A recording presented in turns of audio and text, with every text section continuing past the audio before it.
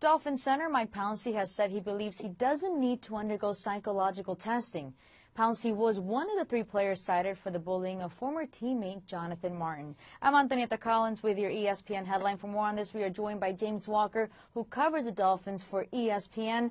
James, one requirement the league is asking of Pouncey is to see a medical professional for psychological testing before he returns to the field. Are you surprised by Pouncey's remarks? Well, I'm not surprised that this is how Mike Pouncey feels, because there's been a feeling within the Dolphins locker room for quite some time that the Jonathan Martin situation might have been overblown. Now, whether you agree with that or disagree with the Ted Wells report, I guess kind of depends on your perspective. But within the Dolphins locker room, especially when it comes to the people involved, such as Mike Pouncey, there was a feeling that the situation might have been overblown. So I'm not surprised that he doesn't really need psychological testing. But what I am surprised with is his candor today to make such candid comments that he doesn't need it. Now, I'm sure that's how he feels, but I don't know if you have the choice with that. Will he end up having to do the testing, and if not, what will the consequences be? Well, the NFL, this is for him to get back on the field. This is something that the NFL said during the owners' meetings that he has to do. So I really don't think Mike Pouncey has a choice in this matter. He can go reluctantly. He can, feel that he doesn't need to do it. But I would be shocked if he doesn't go through with this, especially if the NFL is threatening to withhold him, from being on the field again. So I just think this is just one of those things that, he's going to have to go forward with, whether, he wants to or not.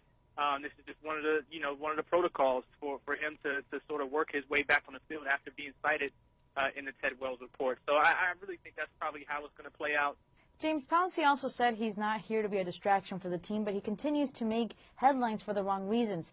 How long do you think the Dolphins will continue to be patient with Pouncey?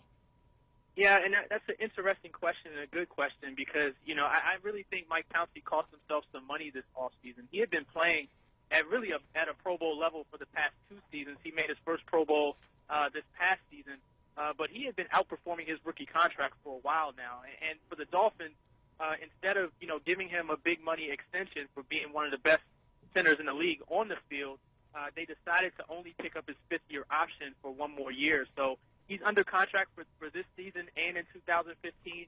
And I think for the Dolphins, the thought process behind that was to give him, 2 more seasons to really see if he can mature and become the mature leader that they want him to be. That hasn't been the case yet.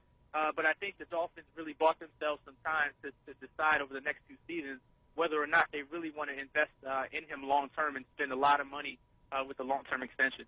James Walker, who covers the Dolphins for ESPN with the insight. For more on this story, make sure to read about it right here on ESPN.com. I'm Antonieta Collins with your ESPN headline.